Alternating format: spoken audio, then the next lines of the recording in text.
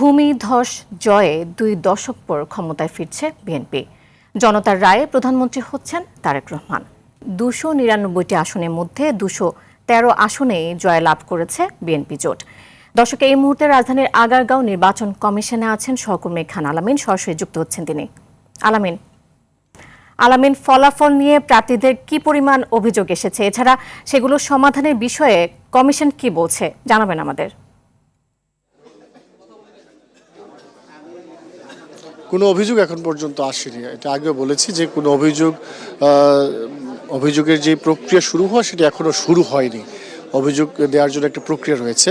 এখন প্রার্থীরা নিজেরা মুখে মুখে অনেক ধরনের অভিযোগ করছেন কিংবা নিজেরা সংবাদ সম্মেলন করে অভিযোগের কথা জানাচ্ছেন। নির্বাচন কমিশনকে মৌখিকভাবে কেউ জানিয়েছেন গতকাল রাতেও, কিন্তু সেটি লিখিতভাবে কিংবা সেটি জন্য যে আইনি প্রক্রিয়া সেই প্রক্রিয়া শুরু হওয়ার এখনও সময় আসেনি, যেটি গেজেট প্রকাশের পর থেকে শুরু হবে।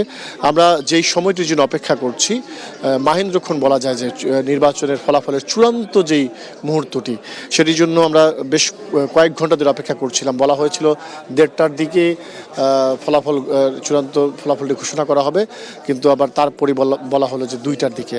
তো এখন 2টা বেজে গেছে, 2টা পেরিয়ে গেছে বলা যায়। আমরা অপেক্ষা করছি কিছুক্ষণের মধ্যে হয়তো নির্বাচন কমিশনের সিনিয়র সচিব আখতার আহমেদ তিনি আসবেন এবং নির্বাচনের যে ফলাফল সেটি পূর্ণাঙ্গভাবে আমাদের সামনে তুলে ধরবেন। যে ফলাফলটি এরই মধ্যে হয়তো সবাই জেনে গেছি, সেখানে হয়তো কোনো ধরনের তথ্যের ঘাটতি থাকতে পারে বা কোনো ধরনের তথ্যের সংশোধনও থাকতে পারে। সেটি চূড়ান্তভাবে তিনি আমাদেরকে জানাবেন যে কত শতাংশ ভোট কাস্ট হলো, কিংবা যারা বিজয়ী হয়েছেন তারা কত শতাংশ ভোট পেলেন, যারা পরাজিত হয়েছেন তারা কত শতাংশ ভোট পেলেন। পাশাপাশি গণভোটের বাস্তবতাও আমাদের সামনে তুলে ধরবেন। যেহেতু এখন পর্যন্ত গণভোটের যে ফলাফল কিংবা গণভোটে কত শতাংশ ভোট পড়েছে, গণভোটে হা ভোট জয়ী হয়েছে নাকি না ভোট জয়ী হয়েছে, হা ভোট জয়ী হয়ে থাকলে কত শতাংশ হা ভোট পেয়েছে, এই বিষয়গুলো এখনো পর্যন্ত সবার সামনে ক্লিয়ার না।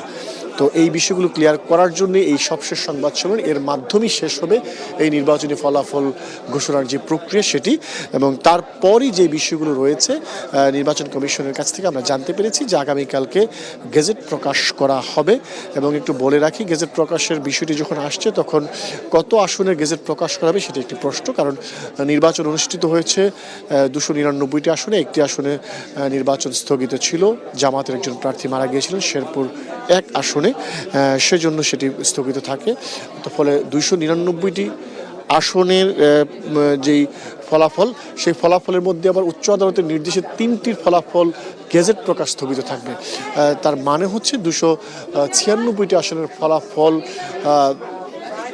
কালকে গেজেট আকারে প্রকাশ করা হবে এবং তারপরই এমপিদের শপথ গ্রহণ এবং সরকার গঠন প্রক্রিয়া শুরু হবে। আমরা অপেক্ষা করছি কিছুক্ষণের মধ্যে সিনিয়র সচিব নির্বাচন কমিশনের তিনি আসবেন এবং নির্বাচনের বিস্তারিত আমাদের সামনে তুলে ধরবেন। এই হচ্ছে আমার কাছে সবশেষ তথ্য। নীরা, আলামিন, আপনাকে ধন্যবাদ।